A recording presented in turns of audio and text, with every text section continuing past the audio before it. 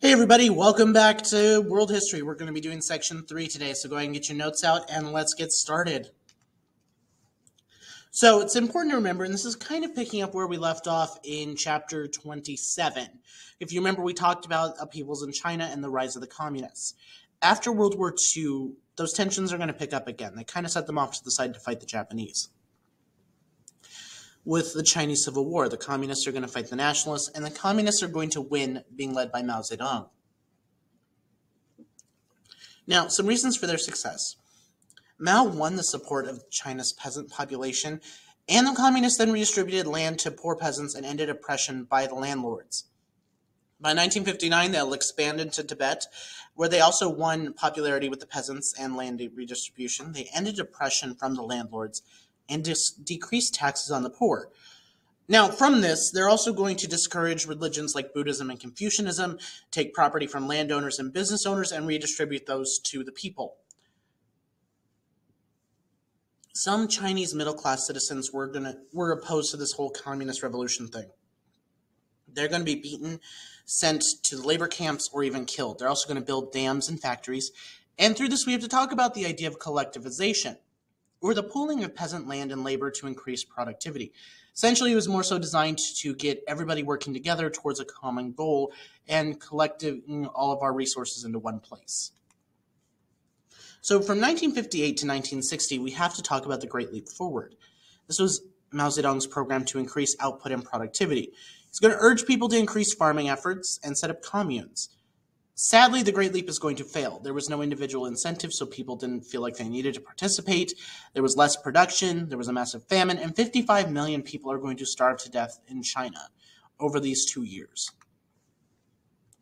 By 1966, they're going to continue to plan to purge China of their bourgeois tendencies and encourage younger generations to experience revolution. So they established a group known as the Red Guards, or essentially a group of teenagers, that attacked those considered to be bourgeois. And essentially, they had a little red book or quotations from the chairman Mao Zedong that convinced them to go out, and if they saw anybody not following the rules that they thought should be followed, they had a reason to attack them and follow them and destroy their ways of life. So really, China was the Cold War's wild card.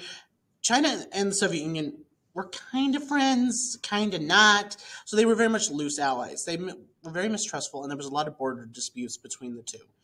By 1960, the Soviets are going to withdraw all aid to China, and the U.S. saw the opportunity to use China to isolate the Soviet Union. They saw strategic advantages to improving relations with communist China by isolating them. By playing the China card, the U.S. strategy might isolate the Soviets between NATO in the West and a hostile China in the East. Now, by 1971, allowed China to replace Taiwan in the UN. And by 1979, the U.S. is going to set up formal diplomatic relations with China, which we still have open today. So here's where we get into a little warfare. After World War II, the Soviet and American forces agreed to divide Korea temporarily on the 38th parallel of latitude. Again, remember, it had been taken by the Japanese. North Korea was ruled by dictator Kim Il-sung, a communist ally of the Soviet Union, while South Korea was backed by the U.S. and led by non-communist leader Syngman Rhee. By early 1950, communist North Korean troops attacked and overran most of the South, pretty much almost the entire country. The UN Security Council is going to condemn the invasion, and the U.S. is going to organize a UN force to help South Korea. Now, it's important to note there was no actual winner or loser. The Korean War ended in a flat stalemate, with both sides signing an armistice to end the fighting in 1953. 2 million North Korean and South Korean troops remained dug in on either side, establishing the DMZ, or the Demilitarized Zone, or an area with no military forces near the 38th parallel, so essentially they just kept the split. The armistice was held for the rest of the Cold War, and no peace treaty will ever be negotiated, and this is still true today. They're still two separate countries, with the DMZ at the 38th parallel still remaining very strong. So eventually, Kim Il-sung is going to dig in and take full power. He's going to use the command economy to increase output for North Korea, and by the late 1960s, this economic growth had slowed.